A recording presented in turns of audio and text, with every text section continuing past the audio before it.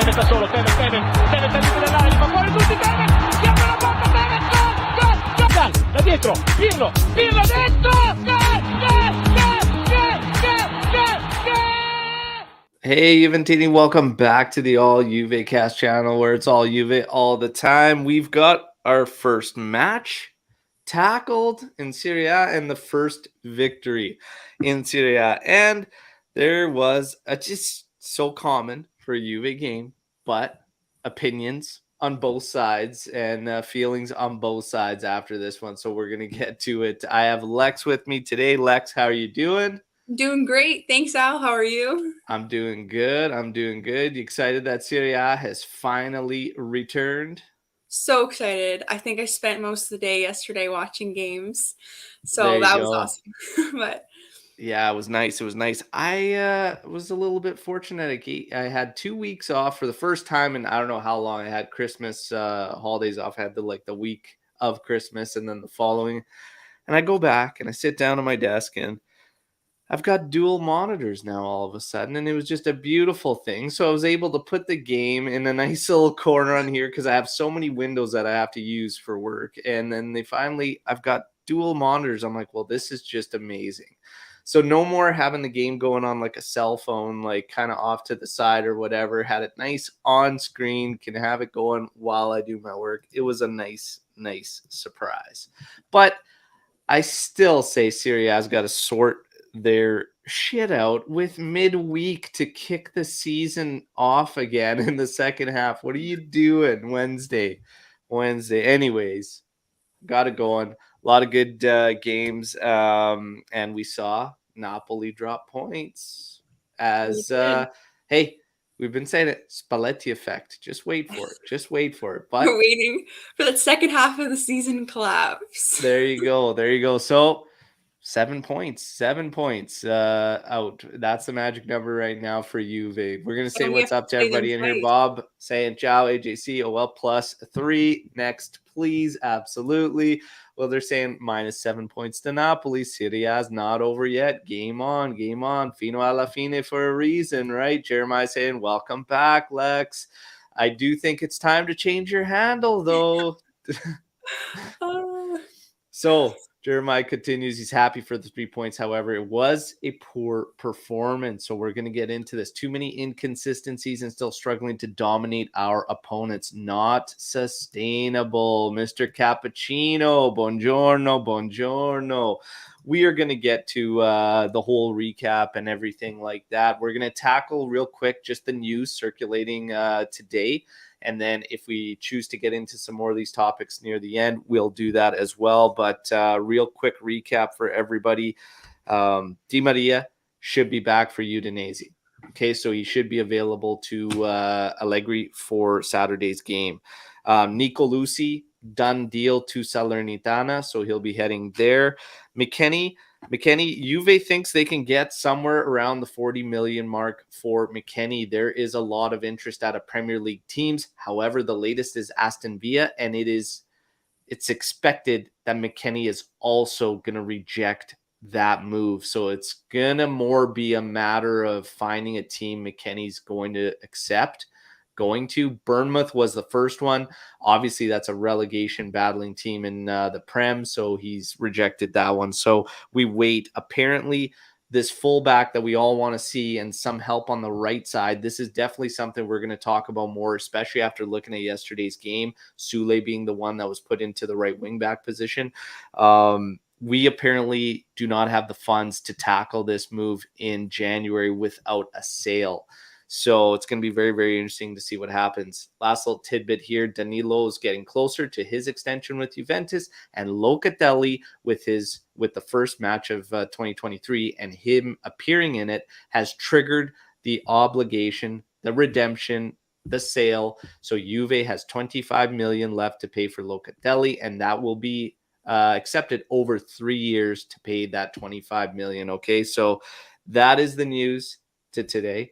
And none of it's really surprising or anything out of the ordinary. Danilo getting a contract extension really rubs a lot of people the wrong way. We're going to get to that one later, and we'll talk a bit about Locatelli as well. Okay, so the game the game. It starts off, we got a nice little banner there from the Juventini for Gianluca Vialli, who continues to fight. So again, in bocca al lupo to Gianluca Vialli, the last captain to obviously raise the Champions League for Juventus. Have the photo right there above my left shoulder. And it's great to see everybody unite. And it's funny, like, it's not funny. We tweeted about it on our All Juvecast main, and the amount of Chelsea supporters from his time there that actually showed love and support. And Vialli is just a loved guy, and it's great to see everybody backing him. I hope all the best there. And then, of course, we had Pele, a moment of silence and tribute for Pele. So then we get to the game.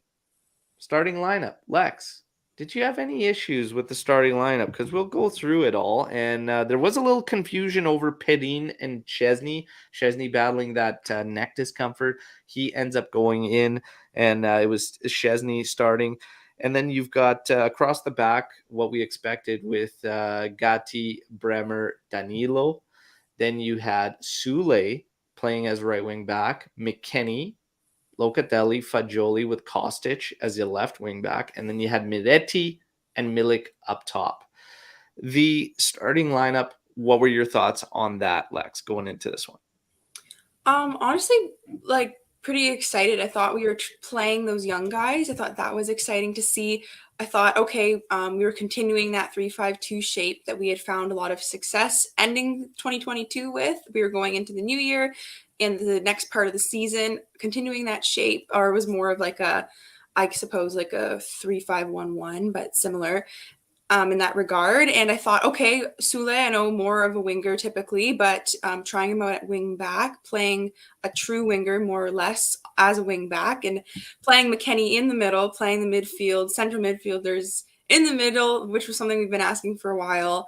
And I thought that worked to our benefit. And I liked Miretti in the floating role he had right underneath the striker. I thought he was able to find the ball a lot there, and he had 2 great chances in that first half. We'll get into that later. But in terms of the starting 11, given our injuries and given the guys that we had available, I was pretty happy with it. Yeah. I mean, yeah, if we're looking at players available and everything, I liked the idea of having Miretti still out there, keeping Keane on the bench. It was reported you get Keane and Milik out there, which I still would have been fine with. Whether you start Keane or Milik out of the two of them, again, I'm fine with either one of them. Keane finished off 2022 on an absolute tear, so I would have been fine with it. I had no problems. Sule as a right wing back, I've been saying leading up to it that if we continue in the 3-5-2, I think, I just think looking at him as a player, the only real solution to him is being one of that Moretti style as that higher up midfielder out of a 4. I don't really see him as a wingback. I didn't see him as a wingback. And then we'll talk about his performance yesterday and whatnot. But again, I always had doubts about it. But that lineup, the one thing that was standing out to me was the right side going into that game. McKennie playing on the right next to Sule, who's playing as a wingback, which is a bit of an unknown to us.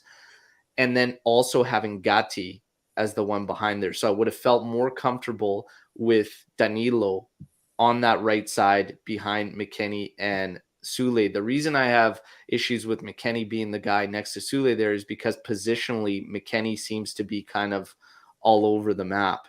And we'll talk about the performance and the game and everything and what ended up going down. But the only thing is then you start thinking about Gatti hasn't played the left side of a 3 center back system. So Danilo naturally can play right or left side. So Max is kind of playing percentages there. So it really is what it is. I can't really blame him too much on any of it. Ultimately, we are talking about Cremonese, who doesn't have a victory in Serie A, has only scored 11 goals in 15 games. We have to be serious. And I stand behind what we said on the Match Day Live. That was more than enough in who he played, how he deployed them. That should be more than enough. Now we'll get to the actual game. and the minutes and everything that happened. So 15th minute and a very, very scary scenario as Sule misreads a ball. You can't let that one bounce. He's got Dessers behind him, and he flicks it on over Szczesny. Bremer ends up saving it with what looks like just before the ball crosses the line, whatnot, but ruled offside. There's another moment in there where Dessers actually puts one in the back of the net right around that early frantic start. Was what seemed like a frantic start, back and forth, whatnot, and ruled out again for a foul ahead of there. That was kind of unknown. Everybody's kind of looking at that play like, what's going on? What are they calling back? I think they ended up calling handball when it didn't call handball, but there was a foul there as well. It was a little bit of a mess, that opening start of that game, frantic. But again, you know, we're looking at these plays, and Sule's going to take some heat for that. But again, he's just not a right wing back, and the amount of defensive duty there, he found himself in a moment where he's got to play that ball. And I don't know what the call was behind him from Szczesny, if Szczesny's yelling and he decides he's gonna let it go or whatnot. Yes, it was offside on the goal that he flicked over, but the goal that earlier that the ball actually went into the net. Lex knows the play I'm talking about. Yeah. He puts it in. That's the one that was a little bit in question when you're watching it. So yeah, it was way after the whistle, but yeah, it was still a little bit shaky. And I think Bremer did get to that first one, the one that was the first over. one. It looked like Bremer got to. I think he got to it, which is wild. Again, Sule misreads that ball. He's got to step into that. You can't let that bounce there. Again, what's the call from Tech? Nobody really knows. 19th minute, though, you see the good out of Sule, because he starts taking his man on, gets a great curling effort to the back post, and Carnesecchi gets fingertips to it. Carnesecchi, by the way, is apparently top of the list of transfers for Juve, who they want to sign in the summer and then put on loan until Szczesny's contract essentially runs out, and he had a good showing. So he's got Juventini now excited all of a sudden because they've heard his name all over my daily update videos for I don't know how long, but Carnesecchi. So Sule showing the good side of him in the attacking phase. Very, very good there. 19th minute.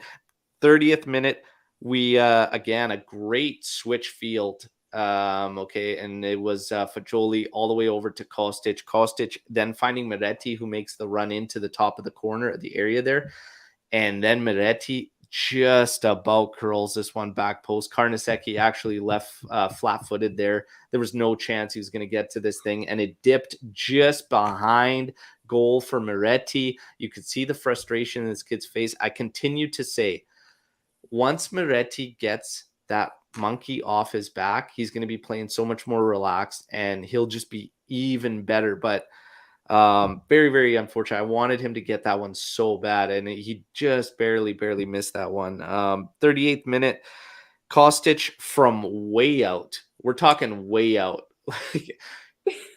That shot was wild. Like, he turns around and he's ripped, and I'm like, man, you shoot from there. And then you look at it, and Carnesecchi didn't. It's almost like he lost it in the air or something. But like that thing just goes wide of the goal, and I'm thinking, wow, I didn't expect it from there or whatnot, but Kostic almost puts it. We end up at halftime 0-0, and I want to get your thoughts at the half.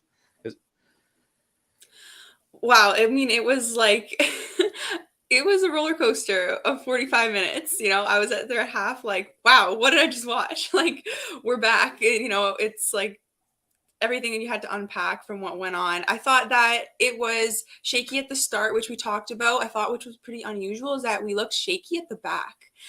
That was what was making me a little bit unnerved, is that like wasn't more used to having that solid and confidence in the back. Whereas I found that it felt a bit shaky. And especially when you said when we conceded those two, I guess like half goals, they weren't really true goals, but they still put the ball in the back of the net. And other than that, I thought that there were some nice moments of brilliance that we saw from the young guys. I liked Miretti's chance, like you spoke about, like that's easily a highlight reel goal if that's an inch lower. And then Sule just just thought of who he was reminding me of from the wing there, Douglas Costa, with his directness and his moves coming in. I thought that was exciting. He had that Cruyff turn nutmeg on his defender. He had a step over at one point as well. And so I thought that was cool, you know, to see him take his man on like that, show what he can do. As we talked about, I don't think right wing back is for him, but I thought that those were some of the moments that I felt were highlights from the first half. What were you thinking in the first half, Al? Yeah, so I mean, I agree with a lot of it. I think it's funny when you look over social media and stuff while the game's happening and whatnot. And I look at my thoughts compared to what I'm reading in reactions and whatnot, and I'm just not there. I think the start of the game, I think that whole first half really was kind of as expected in terms of you have a return to action after a very, very long break.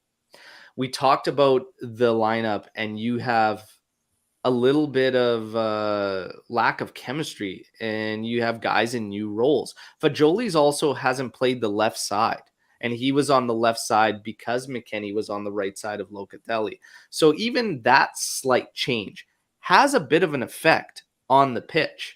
And Fajoli and Miretti, almost you could kind of see like we're trying to figure things out because they're used to finding each other from opposite sides and whatnot. And that took a little bit of time. McKennie positionally still is wild to me. Everybody expected McKennie to be this base to Sule. However, more often than not, McKennie was running as if he was a striker in beyond Sule and whatnot. And that's why our right side was actually the one where Cremonese was finding space earlier on to kind of come back at us and counter us. And obviously we had Sule in some uncomfortable scenarios because he hasn't had the repetitions, right? I still don't think he's a right wing back. However, it's not to say he can't be there at all ever and that he won't grow or learn from those scenarios. But with the rust, I think the rust was the biggest thing when I look at that. That back line shouldn't be as shaky as it looked for periods of it. And also, we had a lot of errant passes, okay? We were turning the ball over so much, and that's what gave Cremonese a lot of their actual attacking sequences. But as the half grew on, Cremonese got less and less threatening, and Juve kind of grew into that. And then we started to get more and more opportunities and attacking sequences. Again, our passing kind of let us down in a lot of them, and some decision makings, and some was chemistry and rust. So all in all, I wasn't very fired up or worried or concerned in the first half. And I ultimately expected in the second half, Juve would get the job done.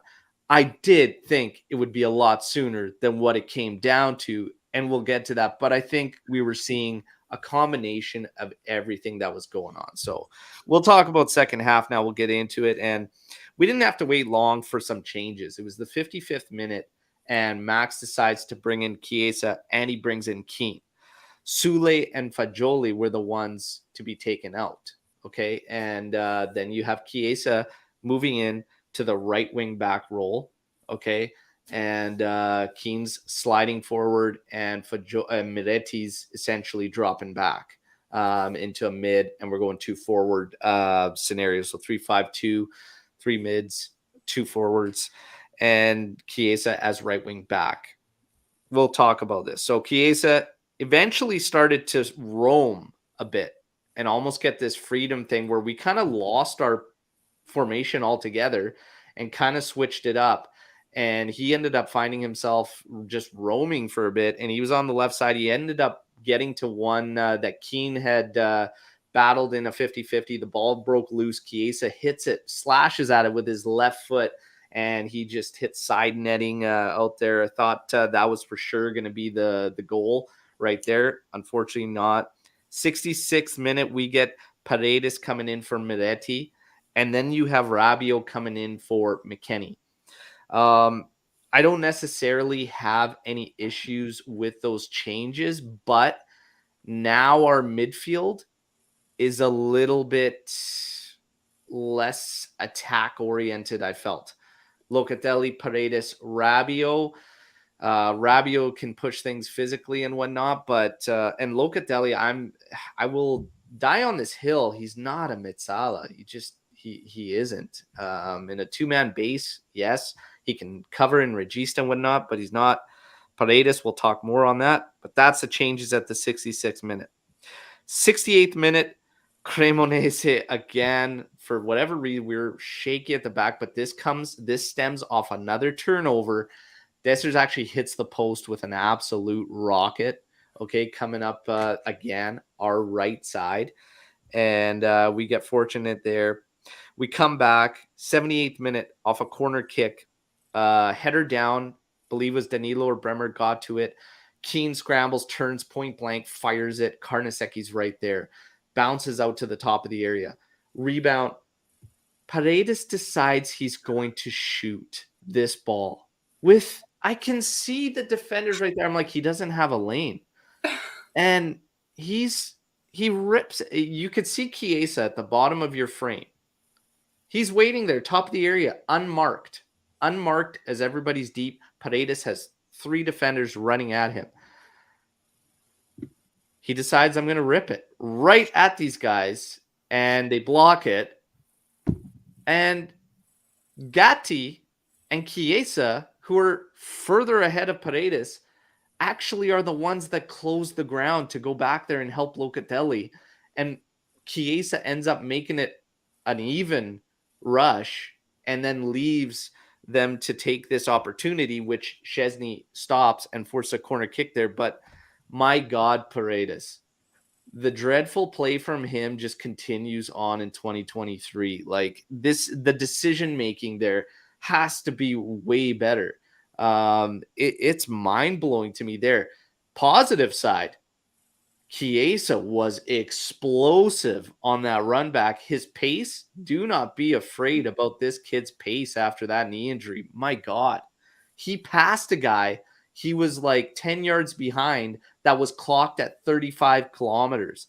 Think about that. So that guy that was running was clocked at 35 kilometers. Chiesa was 10 yards behind and passed him easily as if the guy was standing still. Chiesa still got the pace. So Cremonese take that shot. We get stopped from Tech there. 85th minute, Illing Jr. comes in for Kostic. 90th minute, free kick. Milik's going to step up, and he buries this thing, okay? He puts it just out of the reach of Karnaseki. Curling gets it through the wall. It dips low, and I'm thinking, my God, just get the hell out of this one, okay? Let's go. I was calling for, can we get the World Cup 9 added minutes in this thing just to get this through? Milik finds the goal on a free kick. We get out of there, 1-0 victory. Hey, let the aftermath begin and whatnot, but let's talk about this thing as a whole now. Lex, we talked about feelings at half. We talked about starting lineup. Let's talk about substitutions. Let's talk about second half. Let's talk about your feelings and then the whole game. Go ahead. Well, I turned to my brother when I was watching and we got that last minute free kick. I said, here it is. Here's our last minute set piece goal to get that 1-0 Cortomuso win. And sure enough, Milik scored it. I mean, it was a nice finish. I can't lie. And obviously saved the day for us a little bit. And first off, before I get right into the game and unpack everything, 3 points is 3 points. It's good. I'm happy. It's good. It probably ended up faring better for the team that we played Cremonese first game back, especially like you mentioned, kind of dealing with a little bit of World Cup break hangover a little bit for the team. So I'm glad that it was Cremonese because I think we probably would have been punished against a stronger team. But in terms of substitutions kind of going into the second half, there were some that I was a little bit uncertain about. Like he did pull off Fagioli right away. I think Joe commented below that it did look like the balance of our midfield felt off when he was taken out. And I'd have to agree with that. I think I agree with you as well, Al, as you mentioned that it felt like we were searching for a goal. It was 0-0, and it felt like we reverted to a more defensive midfield. And I did feel like we did generate less chances after that period. I felt like it was interesting from, I think it was the 65th onwards. I looked at the group on the field, And I thought, this is, of course, a bit of speculation, but I think that this would be the 11 that Allegri sees as his ideal. I think minus Pogba. I think those guys are his ideal group, which is a little bit it's a little bit disappointing because it's like I felt that there were some sparks from the younger guys in the first half who are getting minutes, can't complain about that, but I felt that the changes that were made reverted us backwards. Like we took steps back in the game at that point. And Paredes is just, I'm not sure what he does or brings for us at all, which is like liabilities right now. Liabilities. Yeah, I think other than that, I'm not sure. You look at his stats and he's got some great like passing completion stats. He's just one of those players that like seems to pass that test, but the eye test he just doesn't pass because it's like I'm not sure exactly what he brings to the team. But other than that, I think ultimately not super happy with needing a 90th minute free kick goal to beat Cremonese of all teams in the league, and it wasn't the most convincing performance. But like Al mentioned, we have to go back to the fact that we're coming off of a large break. We had guys that were out of natural positions. We had players trying to find that chemistry amongst themselves. So I definitely make sure I have to balance that viewpoint with those facts as well. Yeah, absolutely. I want to just point something out for Joseph Randazzo. You made a great point in here on a question and stuff. We are going to tackle it. We're just going to get to it later. So just giving you a heads up there. In terms of this recapping look, again, same things I was feeling as I was watching it. You've got rust. You've got, a little bit of a mishmash in terms of positioning where guys are. You have handcuffs in terms of some of your options. Players and whatnot, but ultimately this team was in position to handle this game. I think the execution was messy and people were raging over Allegri. We're going to talk about that as well and whatnot, but for me it wasn't. It was the guys. There was more than enough opportunities there for Juve to put this game to rest. And it just wasn't getting done. You had Kostic coming off. These are just a couple of highlights off the top of my head that we didn't even get into and discuss through the recap, which was Kostic coming in clear off the left side in the area. And I'm screaming, rip that thing back post because he had Milik and Keane running towards goal. He tried to lay it in for Milik, but he was surrounded by two defenders and they closed it down.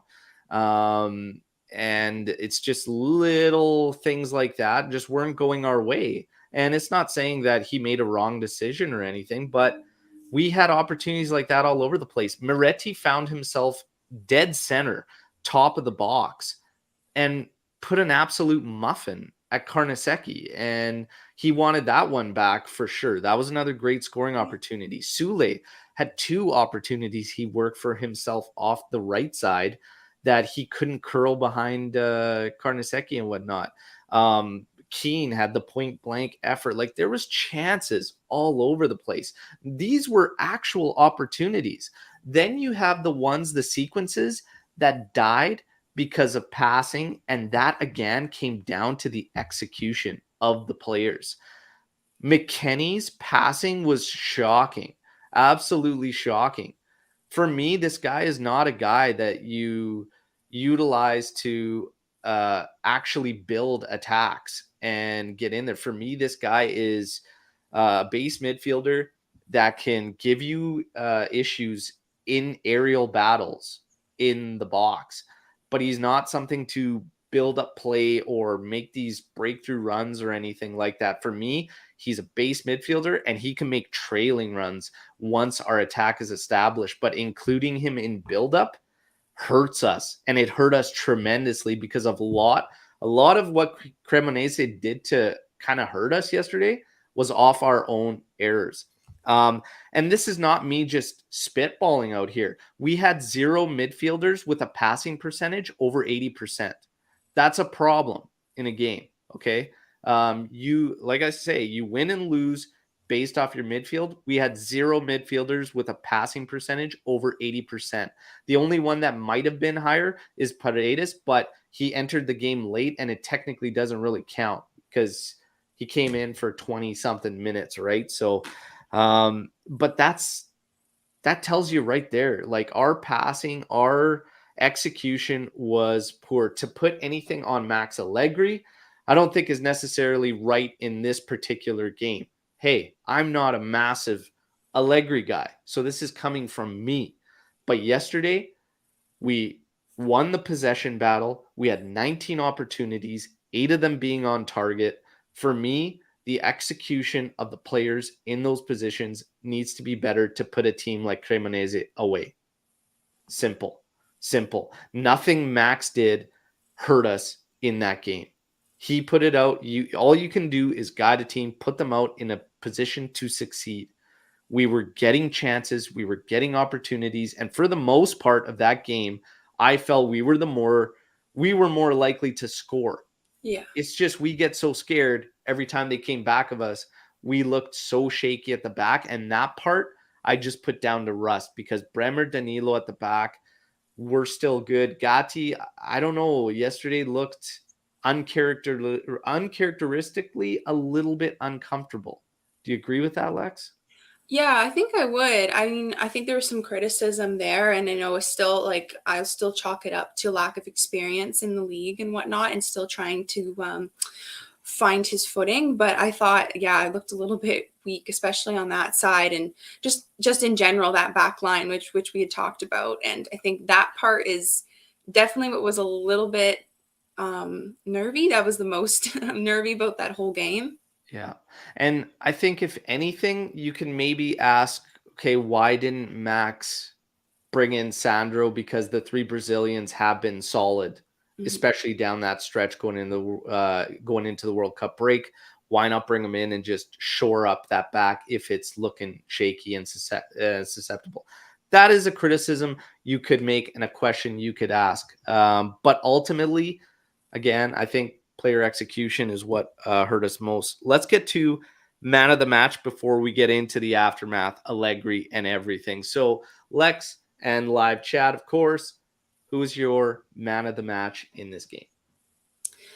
Ooh, see, this is a tough one. I spent some time thinking about this morning because I was like, oh man, I'm really unsure. I would think, you guys know, I always tend to lean towards attackers. That's just the part of the game and the team that I always focus on, given that's my favorite part of playing. I would have to go with Miretti, I think, just from the chances that he generated in the first half. I think, of course, if he had buried one of those, then it would have sealed the deal on him being man of the match. However, I would still have to go with him because I did really like what I saw from him in that first half. And I'm hoping he gets his breakthrough soon. So that's my pick. I think I would also given Danilo a shout as well. Danilo. So Danilo was mine. All right. And just for everybody, because I see some challenges in the midfield there, saying Rabiot was best in second half. I think his passing percentage was 75%. Okay. And he came in for 23 minutes. And I was given the benefit of the doubt to the guys that came in for the 20 minutes or whatever. Okay. I'm telling you, like I said, Paredes came out with 100% passing, but 21 minutes. And if you looked at those passes, I would have completed all 11 of them. Okay. So I'm not counting the subs with the 20 minutes there. Okay. We technically had no midfielders with 8%.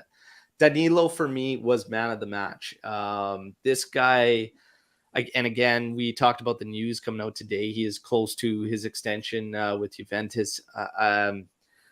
I'm starting to get feelings around this fan base that are a little interesting when it comes to it.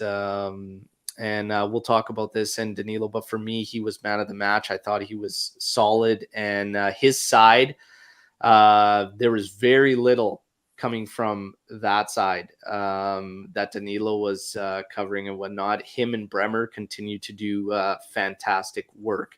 With Gatti, I'm not concerned. Again, he needs reps. He needs minutes. It's just like Sule and the wingback position.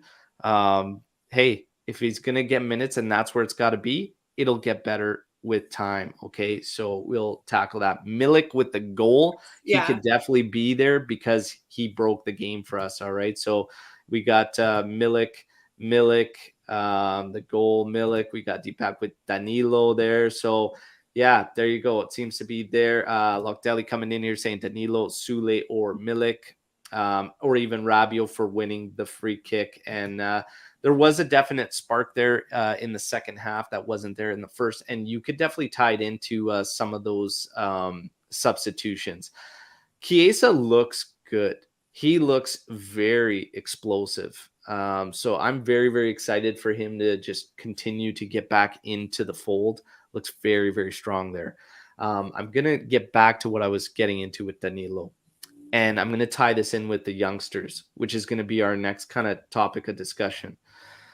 I'm starting to get, it's funny because we want so much and we ask for so much. And when a player gives us almost everything that we ask for, it's still not good enough. And that's the feeling I get with Danilo. It blows me away because people nitpick, criticize, and tear each word a player says in a press conference or whatever down to the T. I want grinta. Danilo gives you that. I want a Bianconero. Has always said the right words in the right moments. We need a leader. Leads the team on the pitch, not only with words, but by his actions. Consistent. Man, these guys are Band-Aids. Always fit. Always healthy. Danilo checks off everything, but because he's not a flashy name, just doesn't get the respect that I think he's earned at his time here. If you look back to the first year Danilo played at Juventus and how awful it was, and you look at him now, that is a huge turnaround, a massive turnaround. I think this guy needs to start getting more respect. Lex, what do you think? I'd have to agree. I mean, you referenced his first year. I'm pretty certain he turned off Instagram comments just from the amount of abuse he was receiving from fans. And I think that he never spoke out or acted out about that. He just put his head down and worked harder. And I think that there's not one player that has worked as hard as Danilo to earn the respect of the fans. And I think, as you mentioned, Al, he very much deserves that respect from us. And, you know, as you were mentioning, he really has done everything for the team. Like, you need a regista, oh, he'll play there too. Like, even that is just his flexibility in terms of his ability to play different positions. I think the role that he plays, the level-headedness he brings to the team, I think he's definitely earned his role in the team right now, for sure. Yeah, absolutely. Gaetano is asking a question. I'm going to let you know. We will get to this one. On Moretti, okay? Yeah, the Danilo thing, like, for me, he's like a flashback to the old school days of guys that played wherever you needed them to, wherever you wanted to, and they bled for the black and white. He's a throwback to me of those days of the names that maybe weren't so flashy, but were absolute monsters, you know, like the Pesotos, the Taquinardis and whatnot of the old school era. Like, for me, he's a flashback to that. And we had so many of those guys back in the day. And, you know, like, I think back if we had Twitter rolling during that time and whatnot, were people going to shit talk Taquinardi and Pesota and whatnot? Like, no, maybe. But today's day and age, I just don't see Danilo as a problem, yet he continues to not get the respect I think he's earned, very much so. Allegri. So, like I was referring to earlier on, a lot of talk about Allegri and why is Chiesa playing at right wing back, and, you know, look at his substitutions, look at all this. I laid it out again. I don't see anything Max did that was wrong, okay? And I'll back this up and I'll get into it and all, but again, I just saw a team that was rusty from a break. had makeshift positions and stuff. And it was a grind. It was a grind. Ultimately, we should have had more goals in there and whatnot. At the back, you could maybe say, like I said, why didn't he choose to shore up the back line earlier and solidify what was looking very shaky at moments? But again, it ultimately came from our errors and turnovers. We had so many unforced turnovers. It was a major problem. But Allegri playing Chiesa right wing back and whatnot. What's your thoughts on Allegri in this one? Do you criticize him for this one and the fact that we had to grind out a 1-0 win to Cremonese, or are you more on the fact of the execution side of things? Where do you stand on that one, Lex? I think I definitely agree with you on the execution fact in terms of players just being a little bit off. I think specifically of that one pass from Locatelli that just went straight out, just not even near anyone, just tried to ping it and it just went out for a throw-in. So I definitely think that was present. However, in terms of like talking about Max, it depends like where your expectations with Max lie. Like for me, that was nothing outside of the usual, the norm with Max. And I think that if I want to look at that game as maybe just as an example of a larger problem, then you definitely could. I think I'd agree with you, Alex. I don't think there's anything specific to that game that you can really put on Max.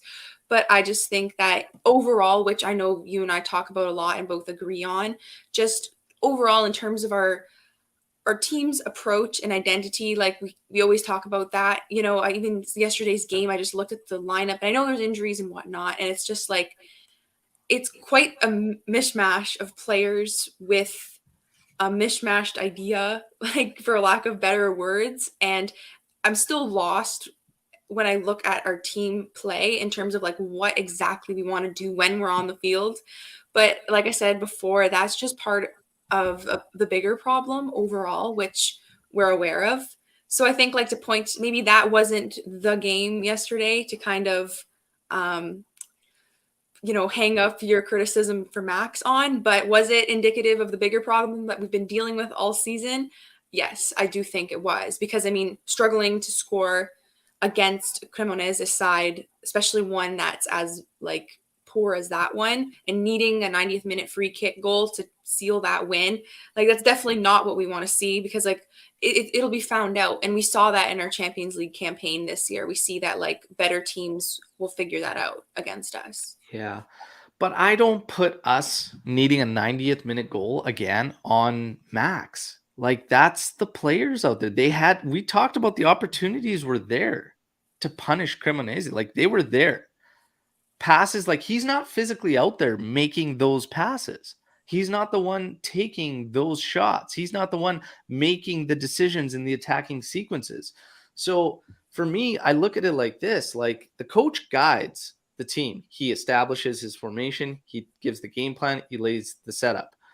From there, if it's failing, if we didn't generate anything, that's a different story. Okay, you need a 90th minute. You barely created. Well, no, we didn't barely create against them. We had 19 opportunities. That's just the opportunities we took. There's more attacking sequences on top of that. Possession, we had 56% possession. We won the possession battle. We didn't surrender possession. Again, Cremonese was coming back at us from turnovers. They did little in their own buildup. I think I can only think of maybe 2 sequences that were legitimately from them building up on us. But outside of that, it was a counter game. You had 2 teams mirroring each other in a 3-5-2. And if it were not for our turnovers, I think Cremonese would have got very, very little. I'd really put this one more on the players, to be honest, okay? Not Max. And to elaborate even more on this and why Chiesa's right wing back and all this, let's break it down a little bit more, and this will give you more insight as to why I'm not choosing this one to criticize Max. He brought in Chiesa and Keane at the same time. Milik, if you watch this game, was actually occupying almost 2 guys every time. Okay, so he was actually drawing a lot of attention.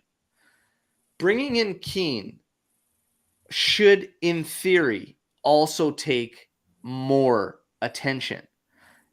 Bringing in Chiesa, what did you see the second Chiesa entered there? Chiesa actually got a ton of 1v1 opportunities to break in there and get into the area because they were marking Milik very, very strongly. And then Keane entered as well. So he brought in a second striker, took out Moretti, which was an extra midfielder that we didn't need because we were already winning the majority of possession. So there was no sense in keeping an extra midfielder. So he went to the 3, brought in a second striker. Chiesa as right wing back.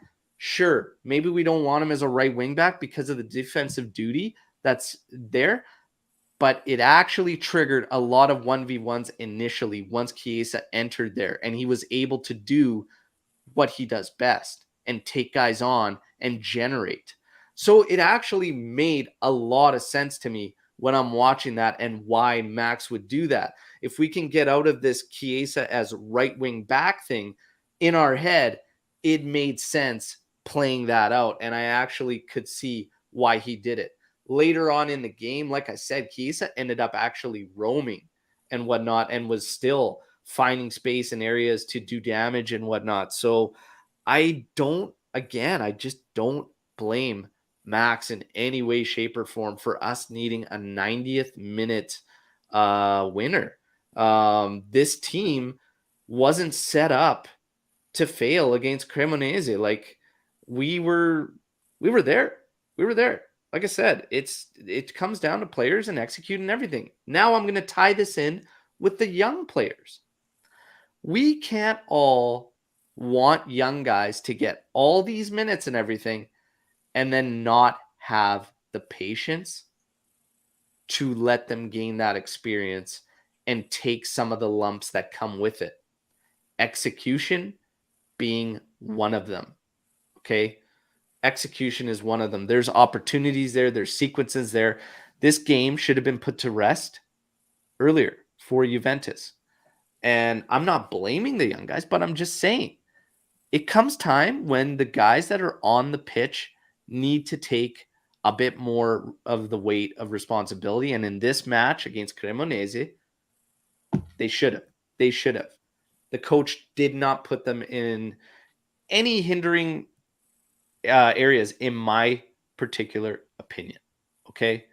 If we want to talk about everything else, we want to talk about Champions League or why it's not amounting to anything else and it's a bit of a mishmash or whatnot, he might change things up once he has everybody healthy and fit. But we haven't been as solid in preventing goals statistically, even if it looked like it did yesterday, statistically, since we went to the 3-5-2. So it still brings up this big question. Do you go out of the 3-5-2? I'm not so necessarily sure that I do that. But Lex, I was going to say the only thing about that is that I still think that our attack is built for 3 at the front. Like, I still feel that we just have so many of our attackers that are best as natural wingers in a front 3 or wide strikers that I find it hard to like believe that we'll never make it to a front 3. So I think like that's the only thing that's holding me back right now about the 3-5-2. And I like the 3-man midfield of the 3-5-2. I like the 3 at the back because we have that full back issue. It kind of covers that up. But I just still struggle with that. I think that we're still built for a front 3. Like, look at the guys we have: Di Maria, Chiesa, Sule, Keane even can play in that spot as well, wide striker role. Like, I just think that we have the guys that are built best for that. But so then there's just, you can toss around other ideas, 3-4-3. Then you've less coverage in the middle. You're moving away now from the midfield triangle. Maybe you like the double pivot better. But I agree with you, Al. I think that the 3-5-2 has been working. We are on a good run of form in the league with it. Like, that can't be argued. So It's definitely tough, but I wanted to ask you about what you thought about that. I still think that we're built for a front three in the attack. Well, here's the thing is like and we were talking about this before the break, and we were talking about, switching it up once guys get healthy and whatnot, if that ever happens at Juve, but hopefully it does soon, everybody. Um, Look, I don't really know. I don't really know, if I'm being 100% honest, if I switch out of 3-5-2. And the reason is, hey, we all dream of, Di Maria, Vlahovic, Chiesa up top, shredding, right? I can't help but think about the fact that sometimes even in a 3-5-2 that floods the midfield, we surrender a lot in terms of possession, and it can hurt in some not. If we're going 4-3-3, trying to be more top heavy, are we going to be able to hold the ball even less? Are we going to even hold the ball enough to be able to feed these guys and build up with these guys and actually threaten? Because the 3-5-2, since we've implemented it, has actually helped us balance between defense and attack the best we've seen this season. So I'm not 100% sold on doing the 4-3-3. And if it's a matter of just getting everybody in for the sake of getting everybody in, I'm still not down. And the reason is because Di Maria is only around for one more season, like the rest of this year, and then he's gone anyways. Right now, at this point in time, we really got to start thinking long term and what this team's going to do and how we want to build and how these guys we want to integrate them and whatnot. The midfield being key, and Miretti, I like that idea of having an attacking mid, having an extra body in the midfield, having your wing backs that can support the attack and get involved. Kostic has been excellent this season. On the right side, Quadrado's let us down offensively, but he's done good defensively. Yesterday, you saw what having somebody dangerous in the attack can do. It just didn't fall for Sule, unfortunately, but my God, it looked great. And then Chiesa didn't miss a beat when he came in there, and he even had the willingness to get in there because this guy's ready to die. He's ready to die out there for the stripes. And I love Chiesa's effort. Getting back on that to help Locatelli and shut down that odd man rush, huge. That's how you win and lose games. That's how you drop points, and that's how you gain points. I think going into formation, going into all this, I think if we go 4-3-3, we're going to be top heavy. I get nervous about the balance of play. I really, really do. I really, really do. And then, like, as you mentioned, Chiesa and Sule exploiting those spaces from that right wing back role. Imagine them further up too, and just getting in those areas even more often, right? With minus like the extra defensive duties.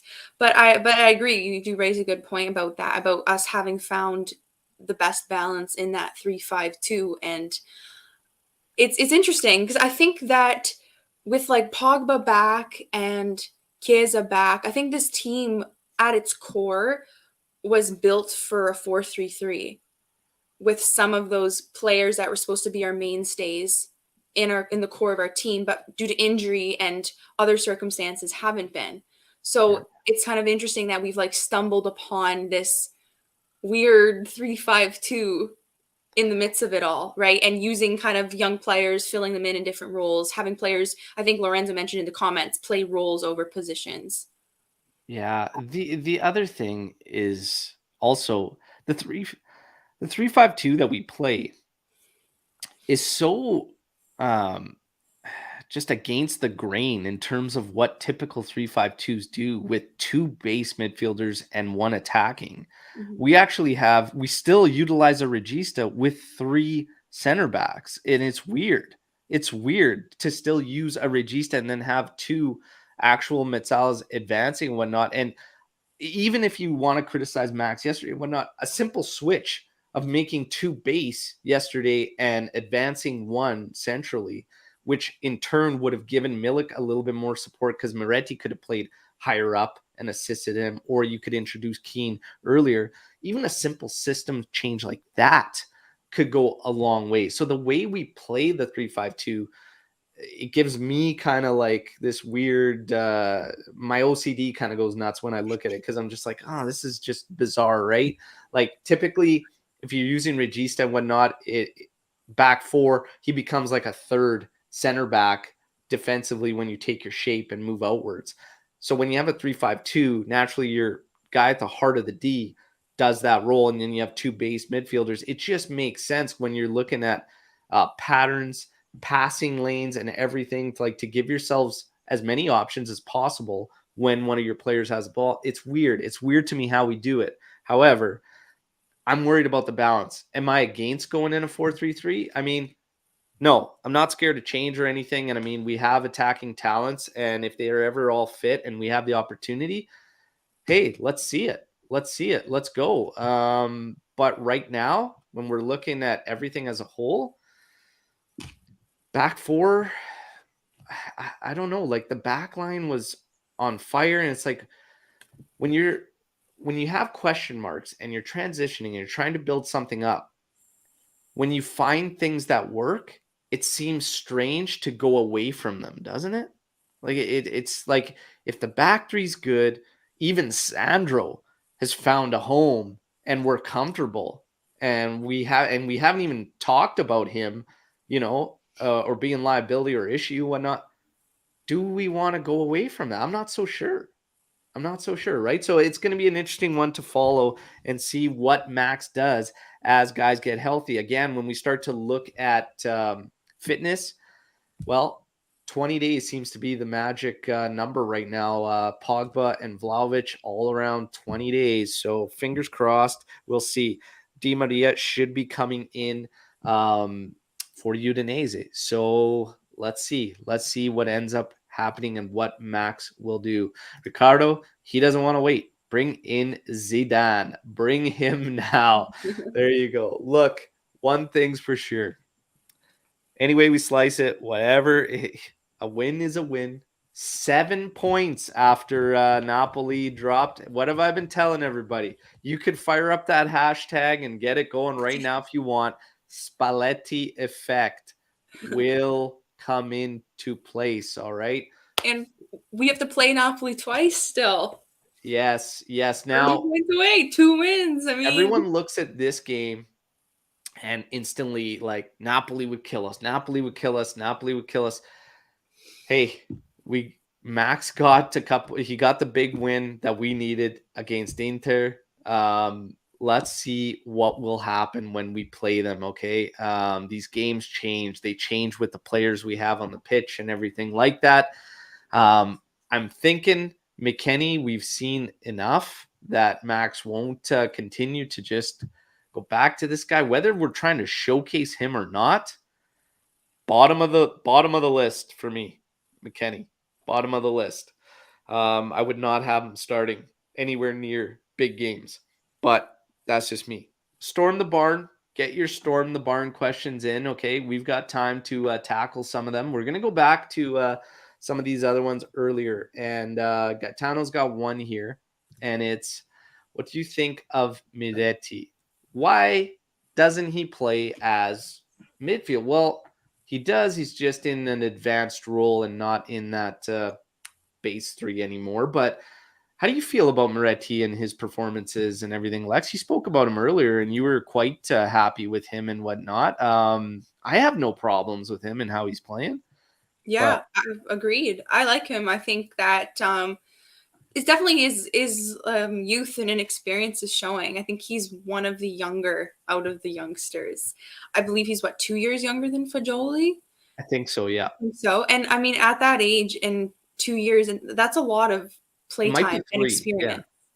Yeah. And Fagioli had an entire season with Cremonese at Serie B last season, right? So I think it's important to keep that in mind, that he is quite honestly the definition of a youngster.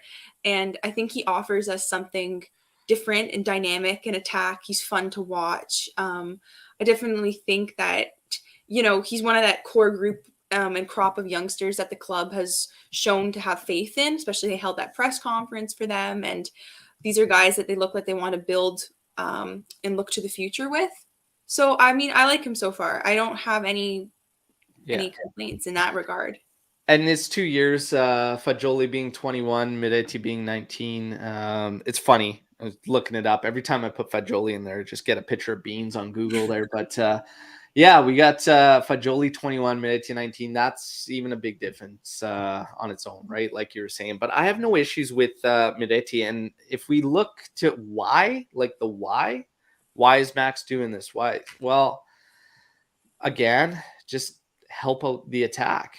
And Miretti, he does well. He gets in so many, like, if you're looking statistically at the contributions and whatnot, like I said, they're not there. But if you watch him play, he gets into great areas. His execution at times, yeah, you can criticize, like the passing's just not where it needs to be, and he's missed targets and whatnot. But honestly, it's right there. And Max said in his presser yesterday that he opted that route in terms of ball retention. He wanted ball retention against Cremonese and whatnot, and that's why he opted. And also to keep a striker on the bench for later is why he opted for Miretti over Keane. But even if you put Miretti in your main three midfielders, there's not an issue there either, because he was doing that earlier before we switched to that 3-5-2 and everything. And then Max decided to shift him a little bit higher. And it actually helped the midfield too, because it's been great. When we had Rabiot, Locatelli, Fagioli, and Miretti was the one advancing, great stuff. Great stuff. It's finding things that work and building off them and moving forward. But we might throw it all out the window once the big guns come in. And hey, it's anybody's guess how that goes after that. We will wait and see. Storm the Barn, you guys are going nuts right now. So let's get to some of these, Lex. And I want to remind everybody, if you could take a second just to like the video, would be fantastic. Of course, subscribe if you're new here and whatnot. All right, let's keep the AJC army growing. So we had one earlier, and this came in from Joseph Rantazzo. What do you make of the news of Liverpool not retaining Arthur? We have him on the books until 2025. I don't think there's a lot to make out of that, Lex? Like, it's just going to be coming back, and I think immediately he wanted out as well. So it has to be noted, right? It's going to be very difficult to find a sale for Artur, but he's going to want out. So Juve's, I just fully anticipate there being this carousel of us trying to find him a home. Not much to say, but we can use this as a talking point. What about Zakaria? That's come up a lot recently in discussions. And how do you feel if he returns and we utilize him as Rabiot's replacement if we cannot find a renewal with Rabiot? Ooh, I still think I'd like someone else as Rabiot's replacement, just because I just was not convinced entirely by Zakaria when he was here. Just in terms of like his inability to progress play out of the first phase, just his ball retention and passing abilities, I felt were like underwhelming in terms of like what we need for that type of midfielder. I feel like Rabiot's a lot stronger in that regard. I think that would be like a bit of a lopsided switch. Huh. In my opinion. Interesting. Yeah, I feel like Zakaria wasn't given a fair shake. And I feel like we were trying to do the same thing with Zach that we are doing with McKennie. And it's just like trying to make him something he technically isn't, rather than utilizing him as he is best, right? So I'm open. I'm open to Zakaria coming back and utilizing him in a Rabiot-esque role in the midfield if we can't find that renewal for Rabiot. And I guess, hell, let's get to it. If it comes down to same salary for Rabiot and just boosting bonuses, say he agrees, yes or no, Lex? What's he making right now? 7 mil, and then we just up the bonuses to keep him. Oh, man. I mean, it's a hypothetical. He's pretty reliable. He's been playing better. I mean, if we're going to get this version that we've got the last like 6 months, maybe. I don't think he will, but I think we renew him for what he's asking at the end. I think we end up doing that. I honestly do. Which is what, 10 mil or whatever much he's asking. I bookmark this. We'll come back to it, Al. I honestly Oh, think we will all be right, doing all right. that. How about McAllister you? in January. No. It'll never be January. And even in summer would be difficult when not really. We'd have to find some sales. They'd have to end up going really cheap at fullback. But in January, absolutely not. No. McAllister, though, hey, I'd like McAllister, to be honest. I really, really would. But I know that a lot of people were saying no to me on that one. But it's all good. It's all good. McAllister, yes or no? Would you like him to join, Lex? I haven't seen enough of him yet. I honestly haven't watched beyond the World Cup closely of him. So I don't know. World Cup tax right now, yes, but I'd like to see him a bit more this next half of the season. I don't think we'll get him in January, but see him at Brighton and then make up my mind. Yeah. Well, it's with Derby there, and Derby, good track record. Yeah, it's true. Thoughts from Jeremiah. Rabiot will renew. We need him in this team. Agreed? We don't need to stretch ourselves to keep him, I say. If Rabiot goes, we will be just fine. That's my personal opinion. I agree. And I think that is a massive credit to the young guys and what they've done in the midfield. We would just have to find that big physical presence role in the middle of the park. But to stretch ourselves beyond our means for Rabiot, don't need to do that. Will Rabiot renew? I think there's a 5% chance he renews. I really, really do. I think a team will pay him much more, if I'm being honest. So I don't think he's going to renew. I don't think he will renew. Am I tweaking? Or we have the most and best youngsters in all of Europe. Well, can't speak to all of Europe, but I will say this. It's the best I can ever think of at Juve for how much young quality we have. We've been praising a lot the work of Cherubini, and we're starting to see it this year. And I said it's, Lex, you'll remember all this discussion that was on social media and everything about people not understanding Juve's project, right? Because they make these signings of like Pogba and Di Maria and whatnot, and bring in Paredes, and Rovella goes out on loan and whatnot. But yesterday on the Matchday Live, Omer, myself, and Anth, we were talking about it and saying, look, if you don't see what's going on, I mean, it's really only in your hands, because Juve made a statement that they were not going to renew anybody. Iling Jr. started to gain interest immediately. What did Juve do? They went out and locked him up. Okay, so Iling Jr. extension. Sule is being granted his wish to stay and fight for minutes. Barbieri extended. Houston about to be extended. They're making a commitment. They're with this thing. They're moving. You've got Fagioli, you've got Moretti involved, integrated. Rovella should be coming back into the mix next season. There's talks about Cambiaso. It's next season for returning. Make no mistake about it. Like, whether we integrate all of them or not, even just having all of this talent that you can sell, and then it'll get investigated for the amount that you sell it for. But regardless, this is still a massive, massive positive. It's one of the best problems to have.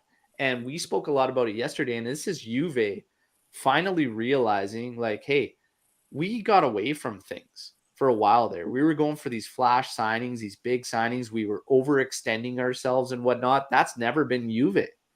Juve moved smart, reasonable pricing, whatnot. They started to get a little bit on tilt. But hey, now with young guys that you can integrate that are proving that they can support and play a role, this is huge. This is huge. Lex, your thought on the whole youngster thing and this little bit of a shift at Juve? I mean, I agree with what you said, Al, about how Juve used to operate traditionally in terms of finding hidden gems, finding hidden talents. I mean, look at Pogba, and also, being able to use these players, moving smartly, because, like, to be honest, to compete with you don't have the payroll and the bankroll of the big clubs, the big Premier League clubs. And so in order to succeed and compete, this is typically the route that we've had to take. And so I think that getting back to that with the youth project, with probably hopefully some better scouting in terms of picking up players for good prices that are good talents, I think that we can get back to that, into what made the club successful in the first place, like you're saying. And as the comment mentioned out about the youth project, I do think that we have one of the strongest youth projects, and I think it's totally flying under the radar because we're not Barcelona's academy or something. But I definitely think that once we get the right people behind it, which I still think we need a different coach to get the best out of that, which is a different topic. But once we get that, and I think we start making a name for ourselves again in the Champions League and in Europe, I think people will start to see that, and we'll see the talent that we have here. Yeah. Yeah. Well said. Well said. Who's the best signing so far and why? Good question. Like this year, I guess. Yes. Who's been our best signing so far and why?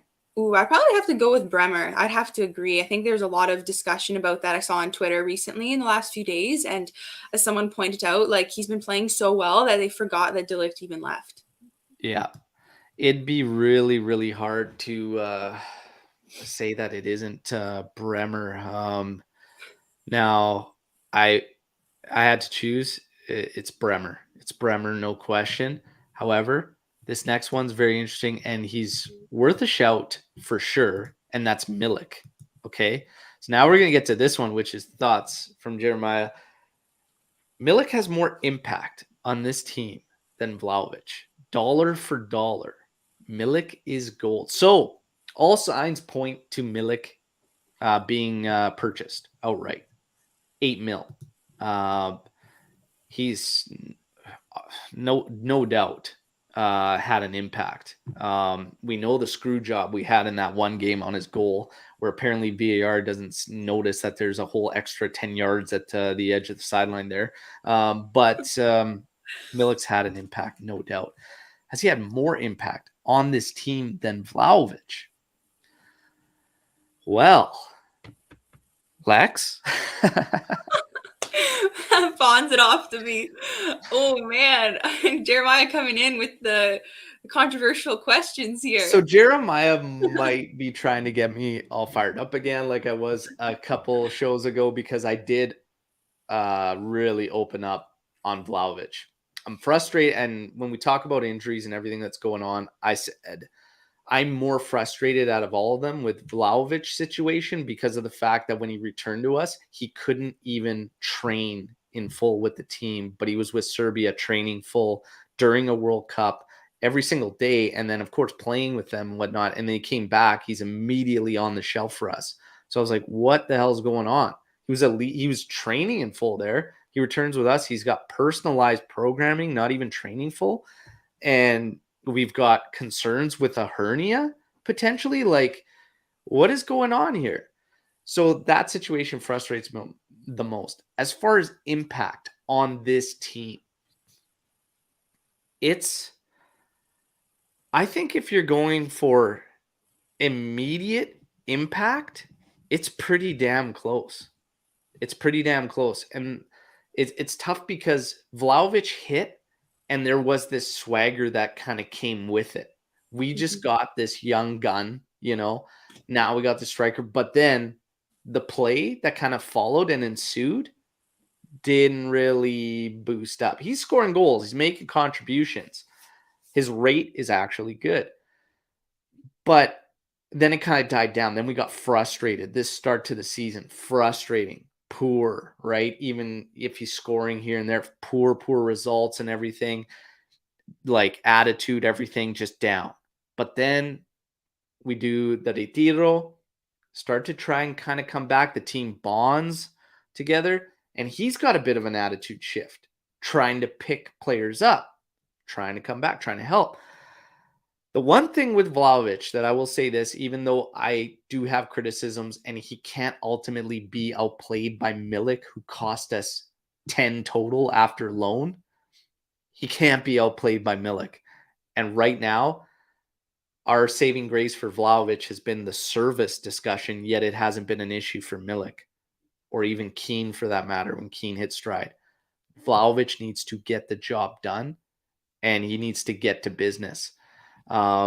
He's got areas of his game he has to improve on, and he really has to improve on, just as Keane does and whatnot. But he cannot be outplayed by the others. He's been signed for a large sum of money. He has to be the guy. It's a lot of pressure. He's still a young player, still a young guy, still has to grow, still a lot to be there.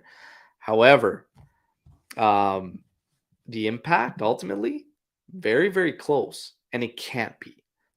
I give Vlahovic the benefit of the doubt, though, because since we found a rhythm and stride, he hasn't been available to us.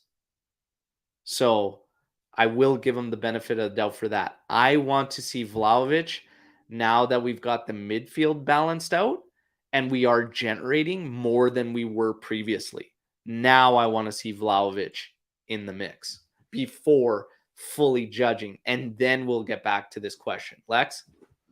Yeah, I'd have to agree with that. I think that's really important to point out. I think the context matters in this situation. I think the team was in a different state when we had Vlahovic available to us. It's almost like the two didn't correlate very well. Whereas, like Al said, since we caught our stride and we've been playing better, creating more chances, he hasn't been at our disposal. So I think once we're able to have him there, then we can compare, I think, more realistically. I also think it has to lie with expectations, right? I think that expectations for Vlahovic are here. Expectations for Milik were relatively low.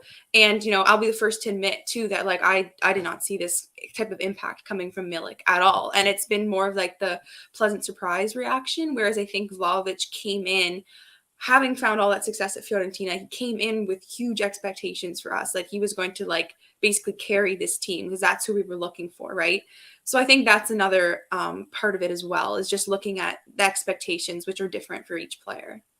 Yeah, absolutely. Absolutely. And again, all comes down to the fact he's still young. Yeah. He's still young. This is the first big club he's been at. And hey, we're going to see what he's made of. But the benefit of the doubt will remain with him, that he wasn't in there once we kind of hit stride, found rhythm. So let's see. And that's another reason.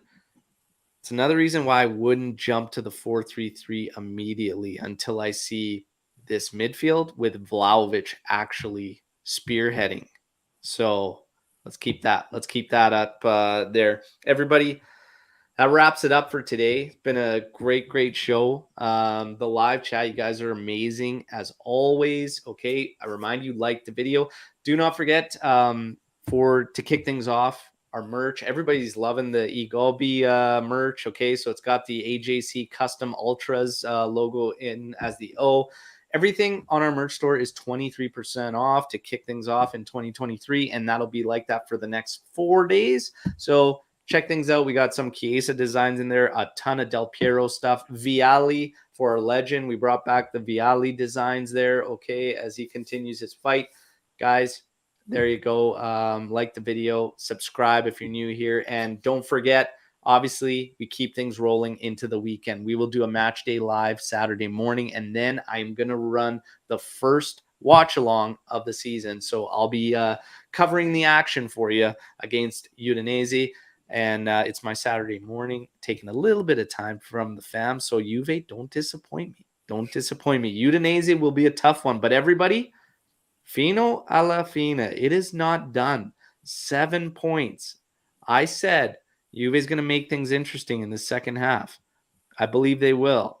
Always account for the Spalletti effect, everybody, okay? Hashtag Spalletti effect. Juve's not done yet.